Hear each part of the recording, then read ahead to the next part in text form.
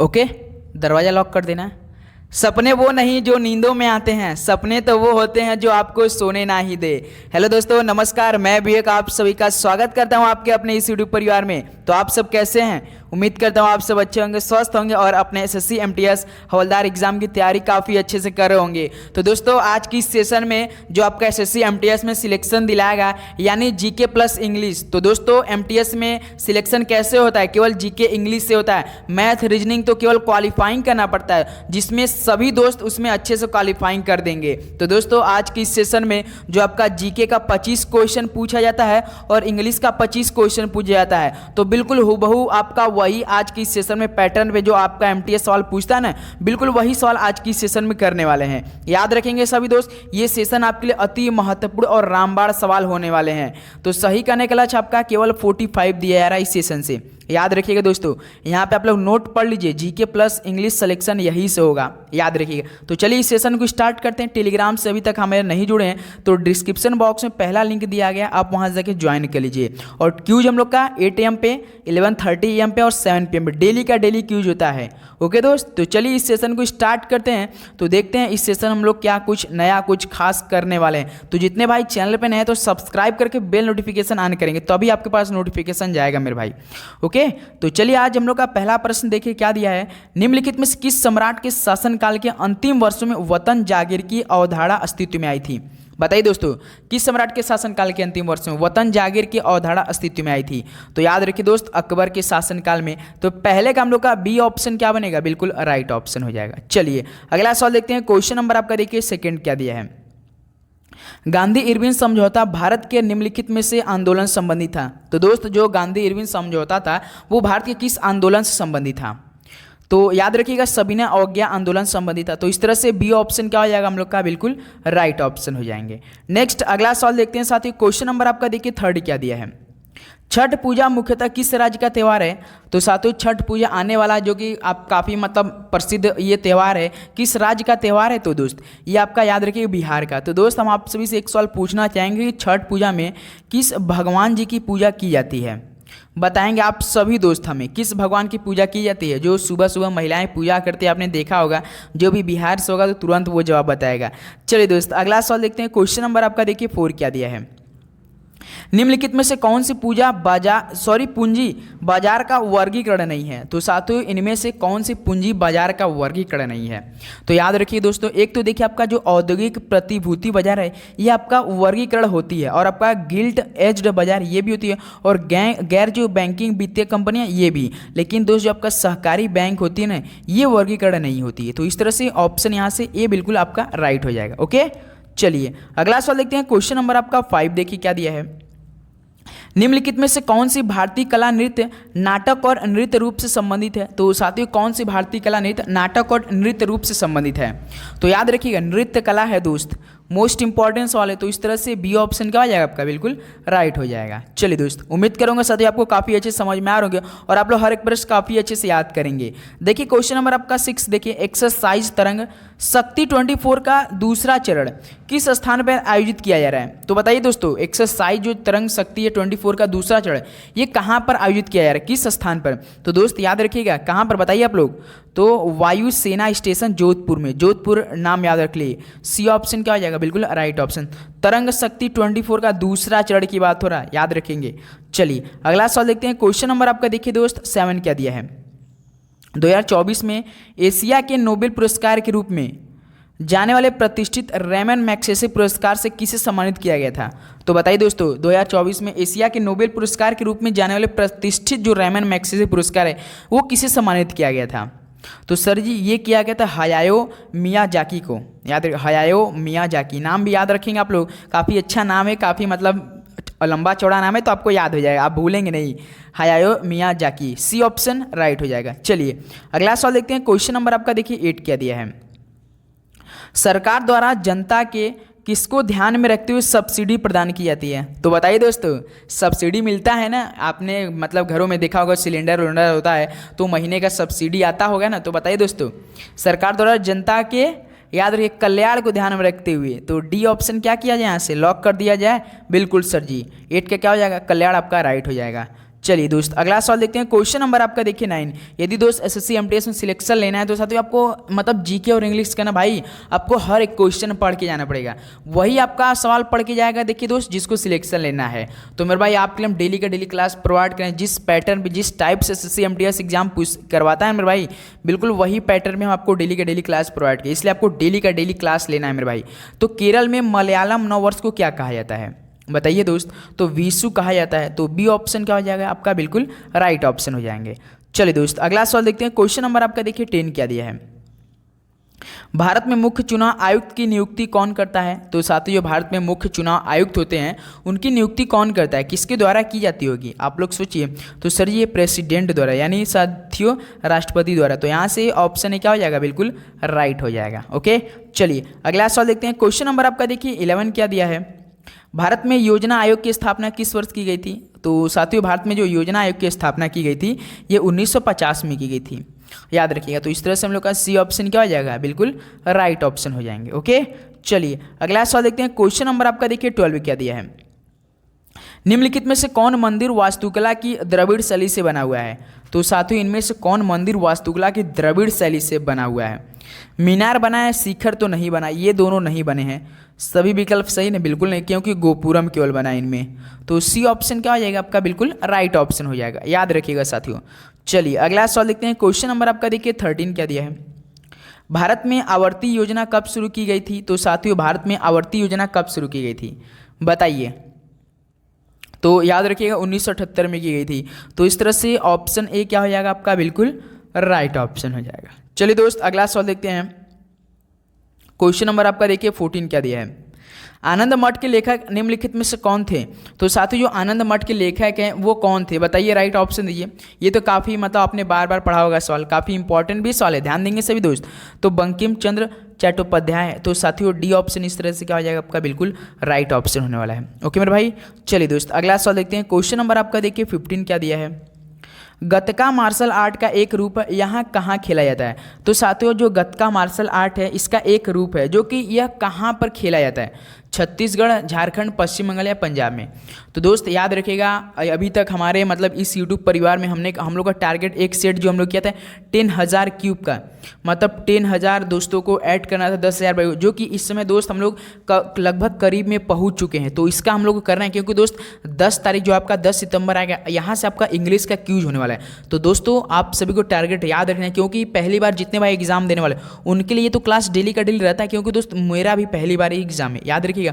तो इसलिए चैनल पर दोस्त सब्सक्राइब करके बेल नोटिफिकेशन ऑन करेंगे, क्योंकि दोस्त देखिए हम लोग का जो क्यूज होगा ना वो 10 तारीख से इंग्लिश का बहुत ही दमदार तरीके से होने वाला है। जो इंग्लिश का मेन रहता है सबसे पहला चैप्टर जो आपका दोस्त इंग्लिश का है वो मेन आपका है दोस्त स्पॉटिंग एरर का। तो सबसे पहले हम उसको डिस्कशन करेंगे आपके साथ एकदम आराम से अच्छे से, तो तैयार रहिए आप लोग।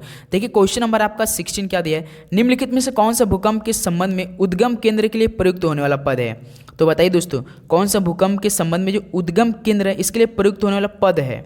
तो अवकेंद्र होता है, याद रखिएगा दोस्तों। यहाँ से ऑप्शन क्या हो जाएगा आपका? बिल्कुल राइट ऑप्शन हो जाएंगे। ओके चलिए अगला सवाल देखते हैं। क्वेश्चन नंबर आपका देखिए 17 क्या दिया है। एथलेटिक्स में 2 पैरालंपिक पदक जीतने वाली पहली भारतीय महिला कौन है? तो बताइए दोस्तों 2 पैरालंपिक पदक जीतने वाली, पैरालंपिक की बात हो रहा है दोस्तों, पहली भारतीय महिला कौन है? आप लोग भूल कर भी अवनी लेखरा में मत चले जाइएगा। तो याद रखिए दोस्तों प्रीति पाल हैं जो कि पैरालंपिक में 2 पैरालंपिक पदक जीतने वाली पहली भारतीय महिला है, प्रीति पाल है। तो बी ऑप्शन क्या हो जाएगा आपका? यहाँ से राइट हो जाएगा। ओके चलिए अगला सवाल देखते हैं। क्वेश्चन नंबर आपका देखिए 18 क्या दिया है। भारत में सौर मंदिर कहाँ स्थित है? तो साथियों भारत में सौर मंदिर कहाँ पर स्थित है? तो सौर मंदिर की यदि हम बात करेंगे तो साथियों महाबलीपुरम में स्थित है। तो इस तरह से डी ऑप्शन क्या हो जाएगा हम लोग का? बिल्कुल राइट ऑप्शन हो जाएगा। ओके साथियों चलिए अगला सवाल देखते हैं। क्वेश्चन नंबर आपका देखिए 19। दोस्त आप लोगों का काफ़ी मेरे पास कमेंट आ रहा था, सर जी की बताइए कि जो हम लोग का नेगेटिव मार्किंग होगा वो कैसे होगा नेगेटिव मार्किंग? देखिए दोस्तों आपका मैथ प्लस रीजनिंग में तो नेगेटिव मार्किंग नहीं रहेगा, जो आपका मेन रहेगा साथियों इंग्लिश प्लस जीके में रहेगा। आपका इंग्लिश और जीके एक एक क्वेश्चन 3 नंबर का रहता है ना। यदि मान लीजिए आप बाई चांस आपका हो ऐसा ना कि मान लीजिए किसी कारणवश आपका एक गलत होता है ना, तो एक गलत होगा तो ये सही वाले में से 1 नंबर कटेगा, और जो 3 नंबर आपको मिला रहेगा ना तो केवल इनमें से 1 माइनस होगा, तो 2 नंबर आपको मिल जाएगा। आप टेंशन ना लेंगे, ऐसे नेगेटिव मार्किंग होता है। ओके चलिए अगला सवाल देखते हैं। देखिए विश्व का कौन सा नगर पृथ्वी के घूर्णन के उच्चतम रैखिक वेग का प्रतिनिधित्व करता है? तो याद रखिए कंपाला युगांडा करता है। तो यहाँ से ऑप्शन क्या हो जाएगा आपका? बिल्कुल राइट ऑप्शन हो जाएगा। अब तो आपको नेगेटिव मार्किंग के बिल्कुल डाउट नहीं होगा, तो डाउट होगा तो प्लीज़ आप हमें पूछ सकते हैं। देखिए क्वेश्चन नंबर आपका 20 देखिए, इनमें से कौन सा शब्द 42वें संशोधन के दौरान प्रस्तावना में जोड़ा गया था? तो साथियों बताइए कौन सा 42वां जो आपका संविधान संशोधन होता है उसके दौरान प्रस्तावना में जोड़ दिया गया था? तो सर जी धर्मनिरपेक्ष जोड़ दिया गया था। तो इस तरह से ऑप्शन हम लोग का सी बिल्कुल राइट हो जाएगा। ओके दोस्त, चलिए अगला सवाल देखते हैं। क्वेश्चन नंबर आपका देखिए 21 क्या दिया है? पेनाल्टी शूटआउट में मोहन बागान एसजी को 4-3 से हराकर 2024 का डुरंड कप किस टीम ने जीता? तो सबसे पहले सवाल देखिए एसएससी का फेवरेट सवाल है ये, डुरंड कप किस खेल से संबंधित है? तो सर जी ये फुटबॉल से संबंधित है, ध्यान देंगे दोस्त। उसके बाद दोस्त जो आपका पेनाल्टी शूट आउट में मोहन बागान एसजी को 4-3 से हराया था, कौन सी टीम हराई थी बताइए? तो याद रखिए नॉर्थ ईस्ट यूनाइटेड एफसी ने हराई थी दोस्त। तो इस तरह से बी ऑप्शन क्या हो जाएगा हम लोग का? बिल्कुल राइट ऑप्शन हो जाएगा। ओके मेरे भाई, चलिए अगला सवाल देखते हैं। क्वेश्चन नंबर आपका देखिए 22 क्या दिया है? भारत के किस राज्य में जनसंख्या घनत्व सर्वाधिक है? तो सर जी इतना इजी सवाल, भारत के किस राज्य में जनसंख्या घनत्व सर्वाधिक है, ये सवाल आप सभी लोगों के लिए HW होने वाला है। या तो दोस्त या तो बी होगा ऑप्शन या तो सी होगा, इन्हीं दोनों ऑप्शन में होगा, आपको बताना है, क्योंकि मैंने दोस्त कम से कम 10 बार ये सवाल कराया हुआ है। जनगणना संबंधित इंपॉर्टेंट भी सवाल है, क्योंकि आपके पेपर में बाई चांस किसी न किसी शिफ्ट में छपेगा, जो आपका 30 सितंबर से लेकर साथियों 14 नवंबर के बीच में एग्जाम होगा, याद रखिएगा। देखिए क्वेश्चन नंबर आपका 23 क्या दिया? जवाहर रोजगार योजना किस पंचवर्षीय योजना में शुरू की गई थी? तो साथियों जो जवाहर रोजगार योजना थी किस पंचवर्षीय योजना में शुरू की गई थी? तो दोस्त आपका जो 7वीं पंचवर्षीय योजना था इसमें जोड़ी मतलब शुरू की गई थी। तो डी ऑप्शन यहाँ से क्या हो जाएगा आपका? बिल्कुल राइट ऑप्शन हो जाएंगे। ओके चलिए अगला सवाल देखते हैं। क्वेश्चन नंबर आपका देखिए 24 क्या दिया है? पहला राजीव गांधी खेल रत्न पुरस्कार निम्नलिखित में से किस खिलाड़ी को दिया गया था? तो बताइए जो पहला राजीव गांधी खेल रत्न पुरस्कार था ये किस खिलाड़ी को दिया गया था? तो याद रखिए दोस्त विश्वनाथन आनंद को दिया गया था। तो यहाँ से हम लोग का ऑप्शन बनेगा सी बिल्कुल राइट। ओके चलिए अगला सवाल देखते हैं दोस्त। क्वेश्चन नंबर आपका देखिए 25 क्या दिया है? निम्नलिखित में से कौन सा स्थल स्तूप मठों मंदिरों और स्तंभों के लिए प्रसिद्ध है? तो साथियों कौन सा स्थल स्तूप मठ मंदिर और स्तंभों के लिए प्रसिद्ध है बताइए आप लोग? तो याद रखिए दोस्तों सांची है। सांची जो आपका है ना ये आपका एक प्रकार का स्थल है, सभी को पता होगा, जो कि स्तूप मठ और मंदिरों और स्तंभों के लिए क्या है, ये काफ़ी फेमस है। चलिए अगला सवाल देखते हैं। क्वेश्चन हम देखिए आपका 26 क्या दिया है? क्रिकेट विश्व कप 1983 निम्नलिखित में से किस स्थान पर आयोजित किया गया था? तो साथियों आप हमें बता सकते हैं कि क्रिकेट विश्व कप 1983 में आप सभी को पता भारत तो जीता था, ये तो सभी को पता होगा, भारत 1983 वाला वर्ल्ड कप जीता था। आपको पता होना कौन से कप्तान थे? कपिल देव कप्तान थे। तो आप आपसे हम सवाल पूछने जाएंगे कि भारत ने किस टीम को हरा कर जीता था? लगातार वही 2 टीम मतलब कि लगातार फाइनल पहुंची। तो पहला वाला तो 1975 वाला तो जीत लिया था, लेकिन दूसरा जब आपका 1983 में हुआ ना उसमें मतलब कि भारत ने हरा दिया था। तो बताइए किस टीम को हराया था ये आप बताइए। तो ये किस स्थान पर आयोजित किया गया था? तो दोस्त याद रखिएगा इंग्लैंड में किया गया था आयोजित। यहाँ से ऑप्शन है बिल्कुल राइट ऑप्शन। ऐसा पहली बार हुआ था कि आप सभी को पता होगा कि इंग्लैंड मतलब क्रिकेट में काफ़ी खतरनाक प्लेयर से थे, उस समय काफ़ी अच्छे खेले, लेकिन पहली बार तो इंग्लैंड ऑस्ट्रेलिया नहीं गया, भारत और दूसरा टीम चला गया था। बताएंगे आप लोग कौन सा टीम अगला टीम था? जैसे देखिए आगा खान पैलेस महाराष्ट्र के किस शहर में स्थित है? तो आगा खान पैलेस दोस्त याद रखिए महाराष्ट्र के पुणे शहर में स्थित है। यहाँ से ऑप्शन हम लोग का क्या हो जाएगा? बिल्कुल राइट हो जाएगा। ओके चलिए अगला सवाल देखते हैं। क्वेश्चन नंबर आपका देखिए 28 क्या दिया है? निम्नलिखित में किस द्रव का पृष्ठ तनाव सबसे अधिक है? तो साथियों किस द्रव का जो पृष्ठ तनाव है वो सबसे अधिक है बताइए दोस्त? तो याद रखिए दोस्तों पानी का होता है। तो यहाँ से डी ऑप्शन क्या हो जाएगा हम लोग का? बिल्कुल राइट ऑप्शन हो जाएंगे। चलिए दोस्त अगला सवाल देखते हैं। क्वेश्चन नंबर आपका देखिए 29 क्या दिया है? निम्नलिखित पदार्थों में से कौन सी ग्रीन हाउस गैस नहीं है? तो साथियों सबसे पहले हम देखेंगे ग्रीन हाउस गैस इनमें से कौन सी है। देखिए सबसे पहले मेन तो आपका मीथेन हो जाएगा इनमें से, इसके बाद जलवाष्प भी होता है, क्लोरोफ्लोरोकार्बन भी होता है, लेकिन दोस्त आप सभी को पता होगा नाइट्रोजन तो नहीं होता है ना, सभी को तुरंत पता चल गया होगा। तो इस तरह से डी ऑप्शन क्या हो जाएगा हम लोग का? बिल्कुल राइट ऑप्शन हो जाएंगे। ओके मेरे भाई चलिए अगला सवाल बताइए। क्वेश्चन नंबर आपका देखिए 30 क्या दिया है? बहिष्कृत भारत पत्रिका किसने प्रारंभ की थी? तो साथियों जो बहिष्कृत भारत पत्रिका था वो किसने प्रारंभ की थी? तो याद रखिए दोस्तों बाबा साहेब आम्बेडकर जी ने किया था। तो यहाँ से हम लोग का डी ऑप्शन क्या हो जाएगा? बिल्कुल राइट ऑप्शन हो जाएगा। ओके मेरे भाई चलिए अगला सवाल देखते हैं। क्वेश्चन नंबर आपका देखिए 31 क्या दिया है? डैश वर्डक क्लोरोफिल युक्त प्लास्टिड्स को क्लोरोप्लास्ट कहा जाता है। तो साथियों डैश वर्डक क्लोरोफिल युक्त प्लास्टिड को क्लोरोप्लास्ट कहा जाता है। बताइए किस रंग का होता है ये। तो दोस्त याद रखिए हरा वर्डक क्लोरोफिल होता है। कैसा हरा, आप सभी को पता क्लोरोफिल कैसे होता है, हरा होता है, सभी को पता। सी ऑप्शन बिल्कुल राइट ऑप्शन। ग्रीन पिगमेंट जिसे आप लोग बोलते हैं ना, यही होता है। चलिए अगला सवाल देखते हैं। क्वेश्चन नंबर आपका देखिए 32 क्या दिया है। भारत की निम्नलिखित में से कौन सी झील लैगून नहीं है। तो बताइए, आपसे सवाल पूछता है, बताइए इनमें से कौन सा लैगून झील है। राइट ऑप्शन दिए। सबसे बड़ा लैगून झील तो सर जी चिल्का है, जो उड़ीसा राज्य में स्थित है। पुलिकट भी है, कोलेरू भी है, लेकिन दोस्त लोकटक एक प्रकार का लैगून झील नहीं है। तो सी ऑप्शन क्या हो जाएगा यहाँ सबका बिल्कुल राइट ऑप्शन हो जाएंगे। ओके दोस्त, चलिए अगला सवाल देखते हैं। क्वेश्चन नंबर आपका देखिए 33। जैन धर्म और बौद्ध धर्म की उत्पत्ति किस काल में हुई थी। तो साथियों जैन धर्म और बौद्ध धर्म की उत्पत्ति किस काल में हुई थी। मोस्ट इंपॉर्टेंट सवाल है दोस्तों, ये सवाल बार बार आपके पेपर में प्रश्न बनता है और आपका जैन धर्म और बौद्ध धर्म से संबंधित प्रश्न आपके पेपर में जरूर बनेगा। तो याद रखिए दोस्तों, किससे मतलब कि जो जैन धर्म और बौद्ध धर्म की उत्पत्ति किस काल में हुई थी। तो सर ये उत्तर वैदिक काल में हुई थी। तो सी ऑप्शन क्या हो जाएगा यहाँ सबका बिल्कुल राइट हो जाएगा। ओके, चलिए अगला सवाल देखते हैं। क्वेश्चन नंबर आपका देखिए दोस्त 34 क्या दिया है। किस संगठन द्वारा बहुआयामी गरीबी सूचकांक जारी किया जाता है। तो साथियों किस संगठन द्वारा बहुआयामी गरीबी सूचकांक जारी किया जाता है। तो याद रखिएगा साथियों संयुक्त राष्ट्र विकास कार्यक्रम द्वारा जारी किया जाता है। तो यहाँ से बी ऑप्शन हम लोग का बिल्कुल राइट हो जाएगा। चलिए दोस्त अगला सवाल देखते हैं। क्वेश्चन नंबर आपका देखिए 35 क्या दिया है। बांदो डकर ट्रॉफी गोल्ड ट्रॉफी किस खेल से संबंधित है। तो साथियों जो बांदो डकर गोल्ड ट्रॉफी है किस खेल से संबंधित है। तो फुटबॉल से है। याद रखिएगा ऑप्शन ही क्या हो जाएगा आपका बिल्कुल राइट ऑप्शन हो जाएंगे। ओके, चलिए अगला सवाल देखते हैं। क्वेश्चन नंबर आपका देखिए 36 क्या दिया है। अब देखिए यहाँ से आपको इंग्लिश के सारे प्रश्न मिलने वाले हैं। जैसे क्वेश्चन नंबर 36 देखिए, select the most appropriate synonym for the given word. तो दोस्त हम इंग्लिश में वही टॉपिक करेंगे जो कि आपके पेपर में कन्फर्म प्रश्न आएगा इस टॉपिक से। जैसे आपको सिनोनिम्स 2 प्रश्न मान के चलिए, 2 प्रश्न यानी 6 नंबर आपको सिनोनिम्स देखने को मिलेगा। तो बताइए सिनोनिम्स का मतलब क्या होता है। पर्यायवाची। पर्यायवाची का मतलब क्या होता है, बिल्कुल वैसा सेम आपको मीनिंग बताना पड़ता है। जैसे पहला दिया आपका नार्सिसिज्म का मतलब बताइए। नार्सिज्म का मतलब क्या होता है। तो एक प्रकार का दोस्त अहंकार होता है। तो अहंकार का पर्यायवाची क्या हो जाएगा आप सभी के हिसाब से बताइए। ह्यूमिलिटी। क्या ह्यूमिलिटी मतलब क्या होता है, सभी को पता है कि विनम्रता होता है। उसका मॉडेस्टी का मतलब क्या होता है दोस्त, एक प्रकार का नम्रता होता है। आपका ह्यूमिलिटी विनम्रता और मोडेस्टी आपका नम्रता। और एरोगेंस का मतलब क्या होता है दोस्त। एरोगेंस का आपका महत्व एक प्रकार का हेकड़ी दिखाने वाला और अपना आपके गर्व महसूस करने वाला अहंकारा होता है। तो क्या हो जाएगा नार्सिज्म का मतलब एरोगेंस हो जाएगा दोस्त, याद रखिएगा। तो इस तरह से सी ऑप्शन क्या हो जाएगा हम लोग का बिल्कुल राइट ऑप्शन हो जाएगा। ध्यान देंगे साथी। ओके, चलिए अगला सवाल देखते हैं। क्वेश्चन नंबर आपका 37। The young one of lion is called. बताइए क्या बोला जाता है लायन के यंग वन को। पप्पी। पप्पी तो सर जी नहीं बोला जाता। फोल। लैम्ब नहीं sir ji.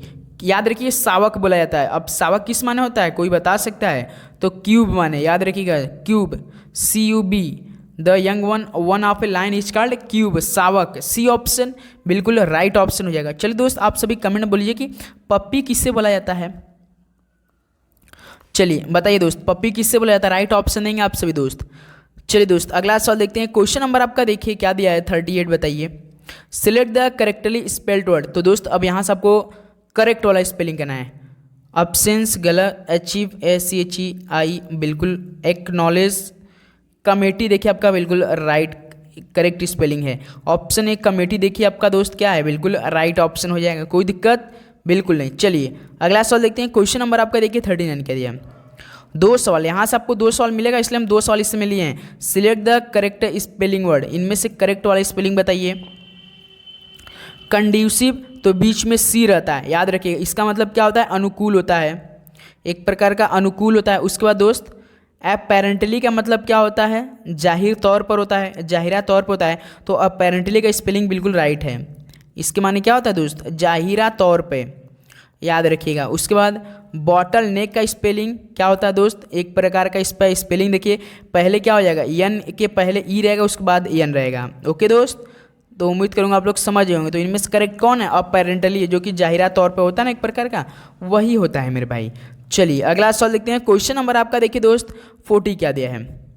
Select the most appropriate option to fill in the blanks. This day we are, we के साथ क्या लगेगा दोस्तों, क्योंकि न्यू हाउस है यहाँ पर, दिस डेज है, तो this day we are looking for a new house, we will look, बिल्कुल रॉन्ग, वी आर देखिए उधर दोस्त, we are looking for a new house होगा। क्या कोई दिक्कत आपको सभी को? इंट्रोगेटिव, तो बी ऑप्शन क्या हो जाएगा, this day we are looking for a new house, B option बिल्कुल हम लोग का राइट ऑप्शन हो जाएंगे। ओके दोस्त, हमेशा याद रखेंगे सभी दोस्त। चलिए अगला सवाल बताइए दोस्त, क्वेश्चन नंबर आपका देखिए 41 क्या दिया, select the most appropriate antonym of the given word. तो साथियों बताइए कि मोस्ट अप्रोप्रिएट एंटोनिम बताइए। एंटोनिम का मतलब क्या होता है, विलोम शब्द। और फ्रीक्वेंट का मतलब क्या होता है आपके हिसाब से, आप हमें बता सकते हैं? फ्रीक्वेंट का एक प्रकार का दोस्त अक्सर होता है ना, लगातार जो होता रहता है, अक्सर होता है ना, उसी को बोला जाता है। तो इनमें से क्या हो जाएगा, अक्सर का, फ्रीक्वेंट मतलब क्या होता है साथियों, अक्सर होता है। तो अक्सर का एंटोनिम क्या हो जाएगा आपका, ओकेजनल हो जाएगा। याद रखिए ओकेजनल, ओकेजनल का मतलब एक प्रकार का प्रासंगिक होता है, प्रासंगिक होता है साथियों। तो इस तरह से हम लोग का डी बिल्कुल राइट ऑप्शन होगा। उसके बाद रिफ्यूज का मतलब एक प्रकार का होता है अस्वीकार करना होता है, सभी को पता होना चाहिए, अस्वीकार करना होता है। उसका रेगुलर आप सभी को पता है, नियमित होता है, फॉलो, तो बिल्कुल। तो यहाँ से 41 का डी हम लोग का क्या हो जाएगा, राइट ऑप्शन, फ्रीक्वेंट का ओकेजनल। चलिए अगला सवाल देखते हैं, क्वेश्चन नंबर आपका देखिए दोस्त 42 क्या दिया है, select the most appropriate meaning of the given idiom. अब इडियम का मतलब हमेशा याद रखिए दोस्त, मुहावरा होता है। तो बताइए, हैंग अप योर बूट्स। तो साथियों हैंग अप योर बूट्स, यदि आप फुटबॉल के काफ़ी प्रेमी हैं तो ये आपको बिल्कुल अच्छे से पता होना चाहिए।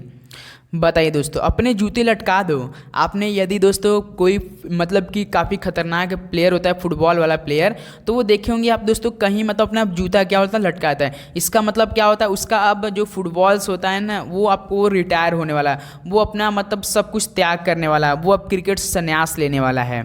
तो हैंग अप योर बूट्स, इसका मतलब अपने जूते लटकाओ। तो याद रखिए एक खेलने से क्या होता है, आपका संन्यास ले लो। जैसे बोला जाता है ना, hang ups your football, Hanks up your boots in football, ऐसे बोला जाता है ना।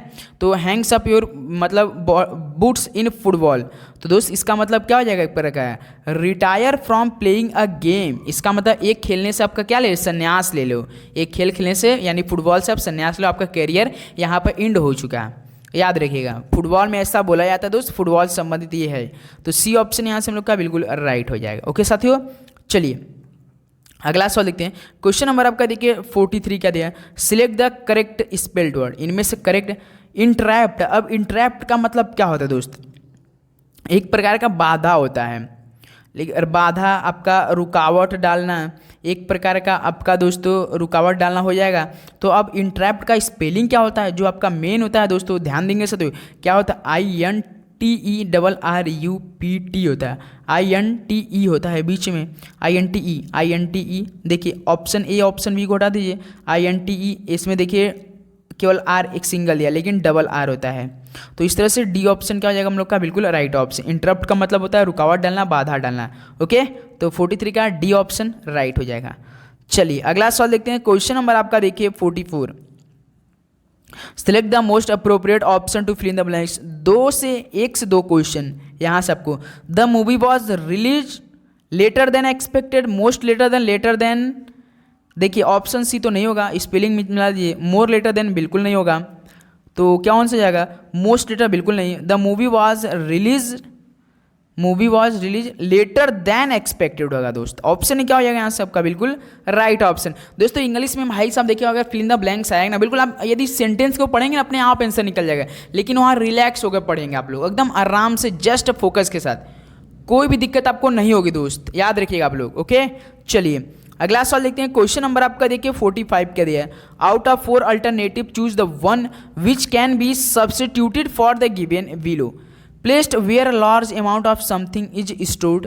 Place where a large amount, इसका मतलब वह स्थान जहाँ बड़ी अमाउंट समथिंग इज स्टोर्ड, मतलब कोई वस्तु संग्रहित की जाती है, वह स्थान जहाँ पे सदी बड़ी मात्रा में कोई क्या होती है वस्तु सामान हो जो कि संग्रहित भंडार किया जाता है, मतलब इकट्ठा किया जाता है, उसके लिए एक शब्द क्या हो जाएगा, तो सर जी क्या हो जाएगा, भंडार गृह कौन हो जाएगा, रिपोजिटरी को ही बोला जाता है। रिपोजिटरी का मतलब होता है एक प्रकार का दोस्त कोष होता है, जैसा कोष होता है, जैसे कोष आप देखा होगा तो इंग्लिश का कोष होता है ना, वही जो आपका डिक्शनरी होता है, और आपका भंडार गृह भी होता है, भंडार गृह होता है। तो इस तरह से हम लोग का रिपोजिटरी हो जाएगा, place where a large amount of something is stored. Okay चलिए नेक्स्ट अगला सवाल देखते हैं। क्वेश्चन नंबर आपका देखिए दोस्त 46 क्या दिया है, the broken part of object found in an ancient site, तो इसके लिए the broken part of object found in ancient site, इसका मतलब क्या है?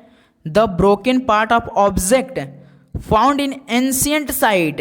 तो दोस्त किसी आप देखा होगा तो किसी जो कि बहुत पहले ज़माने के जो स्थल थे, जिसे प्राचीन स्थल से कोई वस्तु जो आपका टूटा हुआ मिलता है, किसी कोई चीज़ पहले का जो था जो कि टूटा हुआ उसका हिस्सा मिलता था, तो उसको लोग क्या बोला जाता था? मतलब खंडहर बोलते हैं ना, तो खंडहर किस माने होता है? रूइंस माने होता है दोस्त। तो इसलिए the broken part of object found in ancient site, इसका मतलब वह स्थान जहाँ साथियों आपका किसी प्राचीन स्थल से मिले वस्तु के टुकड़े हुए हिस्से को क्या बोला जाता है? तो रूइंस से बोला जाता है। तो इस तरह से ऑप्शन है बिल्कुल राइट ऑप्शन। रूइंस का मतलब होता है दोस्त, याद रखिएगा, खंडहर होता है। ओके साथी, तो ए ऑप्शन बिल्कुल राइट हो जाएगा, ध्यान देंगे सभी दोस्त। चलिए अगला सवाल देखते हैं। क्वेश्चन नंबर आपका देखिए 47, throw caution to the wind, idiom throw caution to the wind, सावधानी बरतिए आप लोग, सावधानी बरते, इसका मतलब क्या होता है? तो लापरवाही तरीके से व्यवहार करें, इसका मतलब क्या हो जाएगा? लापरवाही तरीके से व्यवहार करें। तो behave in A reckless manner, तो लापरवाही तरीके से व्यवहार करें, लापरवाह तरीके से व्यवहार करें, इसका मतलब हो जाएगा। तो याद रखिए throw caution to the wind का मतलब क्या हो जाएगा? इडियम, मुहावरा, behave in A reckless manner. Okay दोस्त, चलिए नेक्स्ट अगला सवाल देखते हैं साथियों। क्वेश्चन नंबर आपका देखिए साथियों 48 क्या दिया है? Choose the word that means the same as the given word. अब आपको वो मीनिंग करना है जो कि सेम मीनिंग बताता हो। जिससे अबस्टेन का मतलब क्या होता है? तो सर जी एब्स्टेशन का मतलब होता है एक प्रकार का बचना होता है। तो बचना क्या हो जाएगा सर जी? त्यागना हो जाएगा। त्यागना क्या माना होता है? फोरगो का मतलब होता है, फोरगो। तो सी ऑप्शन क्या हो जाएगा? एब्स्टेन का मतलब फोरगो हो जाएगा, ध्यान देंगे सभी दोस्त। तो 48 का सी ऑप्शन हम लोग का बिल्कुल राइट ऑप्शन हो जाएंगे। ओके चलिए नेक्स्ट अगला सवाल देखते हैं। The people in the theatre और सिनेमा, बताइए जो लोग मतलब थिएटर और सिनेमा में रहते हैं उसको क्या बोला जाता है? असेंबली बोला जाता है कि क्राउड? बिल्कुल ऑडियंस तो हम लोग रहते हैं। अगर कहीं हम लोग सिनेमा थिएटर में जाते हैं तो एक प्रकार का हम लोग ऑडियंस के तौर पे जाते हैं ना, तो यहाँ से सी ऑप्शन क्या हो जाएगा हम लोग का? बिल्कुल राइट ऑप्शन हो जाएगा। ओके साथी, कोई दिक्कत आपको? बिल्कुल उम्मीद करूँगा दोस्त आपको काफ़ी अच्छी समझ में आ रहे होंगे। एक एक प्रश्न आपको काफ़ी अच्छे समझाने का प्रयास हम कर रहे हैं दोस्त। चलिए अगला सवाल देखते हैं। क्वेश्चन नंबर आपका देखिए 50 क्या दिया है? Identify the grammatically error in the following sentence. एक क्वेश्चन आप मान के चलिए आपके पेपर में ग्रामेटिकली एरर देगा आपके पेपर में। Rahim and I call each every day, तो अब यहाँ पे देखिए बताइए कौन सा ग्रामेटिकली मिस्टेक है? रहीम एंड आई कॉल तो बिल्कुल एवरी डे बिल्कुल राइट है। आई कॉल ईच लेकिन दोस्तों रेफर क्या करता है? आपको हमेशा पता होना चाहिए ईच रहता है दोस्तों केवल इंडिविजुअल लोगों को पर्सन मतलब करता है। क्या होता है? ये सिंगुलर एक प्रकार का होता है। ईच जो होता है आपका दोस्त सिंगुलर पे ही यूज होता है। लेकिन यहाँ पे क्या रेफर कर रहा है? यहाँ पर रेफर कर रहा है तो इंडिविजुअल लोगों के लिए या पर्सन, जिसमें आपको ग्रुप दो लोगों की ग्रुप हो रहे हैं या ग्रुप आर टू और मोर का हो रहा है जिससे, तो इसलिए इनमें क्या हो जाएगा? तो ईच आपका क्या हो जाएगा? ग्रामेटिकली एरर है। हमेशा याद रखिए ईच आपका दोस्त सिंगुलर के साथ ही फॉलो होगा, याद रखिएगा। या तो सिंगुलर नाउन या तो दोस्त आपका बाई के साथ भी हो सकता है कभी। ओके, तो याद रखिए आप लोग हमेशा यहाँ। लेकिन यहाँ पे दोस्तों ग्रुप में बात हो रही है, किसी एक से दो पर्सन के बारे में बात हो रही है, इसलिए आप लोग ध्यान देंगे। तो Rahim and I call every day या कॉल आई ईच अदर भी होता है, जैसे ईच अदर होता है तो वो बिल्कुल राइट रहता है। ओके चलिए नेक्स्ट अगला सवाल देखते हैं। क्वेश्चन नंबर आपका देखिए 51 क्या दिया? Select the correctly spelled word. तो अब इनमें से आप लोग करेक्टली स्पेल्ड वर्ड बताइए। इन रैप्चर्ड, अब इन रैप्चर्ड का मतलब होता है दोस्त एक प्रकार का मंत्र मुग्ध होता है। तो बताइए मंत्र मुग्ध का क्या हो जाएगा? स्पेलिंग क्या होता है? सर जी होता है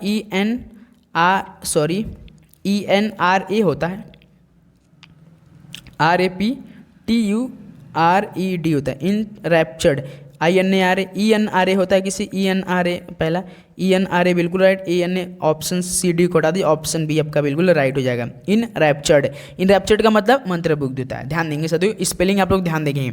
इन रैप्चर्ड EN उसके बाद रैप्चर्ड का तो सभी को पता होगा। तो दोस्त इस तरह से आपका 51 जिस तरह से मॉडल पेपर आपका तैयार हुआ है, बिल्कुल दोस्त आपको हूबहू वैसा ही मैंने तैयार किया इस सेशन में।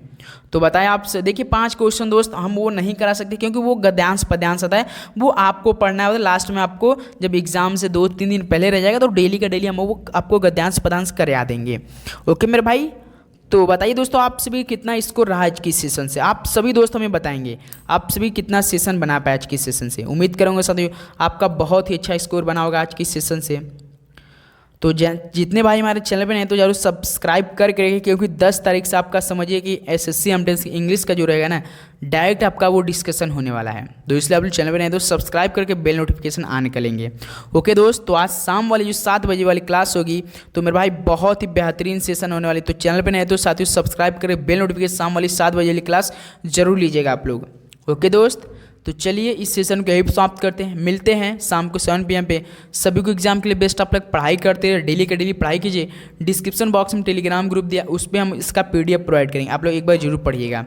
ओके दोस्त, तो चलिए मिलते हैं नेक्स्ट सेशन में। सभी को जय हिंद, वंदे मातरम। पढ़ाई करते रहिए। ऑल द बेस्ट, धन्यवाद।